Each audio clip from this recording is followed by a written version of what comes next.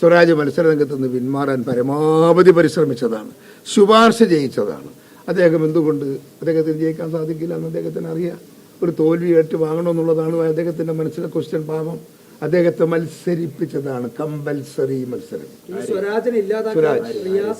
Party CPM എന്ന് പറയുന്ന രാഷ്ട്രീയ പാർട്ടി അദ്ദേഹത്തോട് നിർബന്ധമായും മത്സരിക്കണമെന്ന് ആവശ്യപ്പെട്ടതിന്റെ അടിസ്ഥാനത്തിലാണ് അദ്ദേഹം മത്സരിക്കുന്നത്.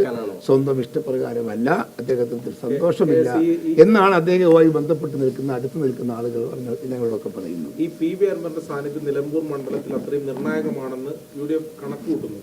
പക്ഷേ ആ പ്രശ്നങ്ങൾ പരിഹരിച്ച് PV അൻവറിനെ UDF-ന് ഒപ്പം എത്തിക്കാൻ ഇത്തരം ഉപാധികൾ മുന്നോട്ട് വെക്കേണ്ട ആവശ്യമുണ്ടോ? ഏത് ഉപാധികൾ?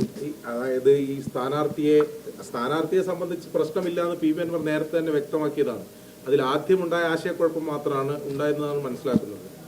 ഇപ്പോഴും അത്തരം ഉപാധികൾ വെക്കേണ്ട ആവശ്യമുണ്ടോ? അല്ലാതെ തന്നെ അദ്ദേഹം UDF-ന്റെ സ്ഥാനാർത്ഥിയെ അംഗീകരിക്കാൻ എത്ര തവണ പ്രതിപക്ഷ നേതാവും ബാക്കിയുള്ള നേതാക്കന്മാരും പറഞ്ഞിട്ടുണ്ട്? എത്രയോ തവണ എല്ലാവർക്കും ഉണ്ടാകാം അവരവരുടെ കാഴ്ചപ്പാട്. ആ കാഴ്ചപ്പാടിൽ ഉറച്ചു നിൽക്കുന്നതിന് പിടിവാശി എന്നും പറയാം, അല്ലെങ്കിൽ വാശിയല്ല. ഒരു സമവായത്തിലേക്കൊക്കെ പ്രതിപക്ഷ നേതാവ് കുറച്ചൊന്നും അയഞ്ഞിരുന്നുവെങ്കിൽ ഈ പ്രശ്നം ഉണ്ടാകുമായിരുന്നില്ല എന്ന് തോന്നുന്നു. അയഞ്ഞത് കൊണ്ട് മാത്രം കാര്യമില്ല.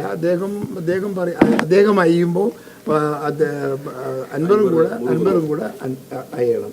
അല്ലാതെ ഒരാൾ അയഞ്ഞതുകൊണ്ട് കാര്യമൊന്നുമില്ല. രണ്ടുപേരും കൂട്ട് അയഞ്ഞാലേ തീരുമാനമാവുള്ളൂ.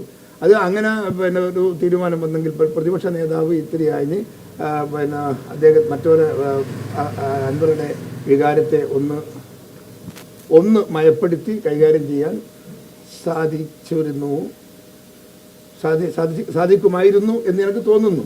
പക്ഷേ അതെല്ലാം വിലങ്ങ് നിൽക്കുന്നത് അദ്ദേഹത്തിന് അൻവറുടെ പ്രതികരണമാണ്. അതിൽ പ്രതിപക്ഷ നേതാവിനെ മാത്രം കുറ്റം പറഞ്ഞിട്ട് കാര്യമില്ല. ഈ തെരഞ്ഞെടുപ്പിൽ ഇനി അൻവറിന്റെ വോട്ട് സ്പെസിഫിക് ആണ് ഈ പറഞ്ഞ വാക്ക്. അതായത് പ്രതിപക്ഷ നേതാവ് ഒന്ന് അയണമായിരുന്നു, അൻവർ നിലപാട് വ്യക്തമാക്കുകയും ചെയ്യണമായിരുന്നു. അൻവറും ഒന്ന് അയഞ്ഞ് നന്നായി UDF-ഓടൊപ്പം നിൽക്കണമെന്ന് എനിക്ക് താല്പര്യമുണ്ട് എന്ന് പറഞ്ഞ് നമ്മുടെ സ്ഥാനാർത്ഥിയെ അംഗീകരിച്ചിരുന്നുവെങ്കിൽ സതീശൻ കടന്നു വന്നേനെ കൈപിടിക്കാൻ. സ്ഥാനാർത്ഥിയെ പറ്റി ഒന്നും പറഞ്ഞില്ലെങ്കിൽ ഒരു പ്രശ്നം ഇല്ലായിരുന്നു. സ്ഥാനാർത്ഥിയെ കുറിച്ച് പറഞ്ഞില്ലെങ്കിൽ ഒരു ആര്യാടൻ ഷൗക്കത്തിനെ സ്വീകരിക്കാൻ, സ്ഥാനാർത്ഥിയെ അംഗീകരിക്കാൻ ഞങ്ങൾ തയ്യാറാണ് എന്ന് അദ്ദേഹം പറഞ്ഞിരുന്നു എങ്കിൽ സതീശൻ അദ്ദേഹത്തിന്റെ കൈപിടിച്ച് പാർട്ടിക്കകത്ത് കൊണ്ടുവരുമായിരുന്നു. അതൊരു യാഥാർത്ഥ്യമല്ലേ? ഞാൻ UDF ഒരു തീരുമാനമെടുത്ത ആ സ്ഥാനാർത്ഥിക്കെതിരെ പരസ്യമായി പ്രസംഗിച്ചുകൊണ്ടിരിക്കുന്ന അദ്ദേഹത്തോടൊപ്പം പോകാൻ ആർക്കെങ്കിലും സാധിക്കില്ലല്ലോ. അത് അദ്ദേഹത്തിന്റെ ഭാഗത്തൊരു അപാകതയാണ്. ഞാൻ അദ്ദേഹത്തോട് നേരിട്ടത് പറഞ്ഞിട്ടുണ്ട്. ഓക്കെ.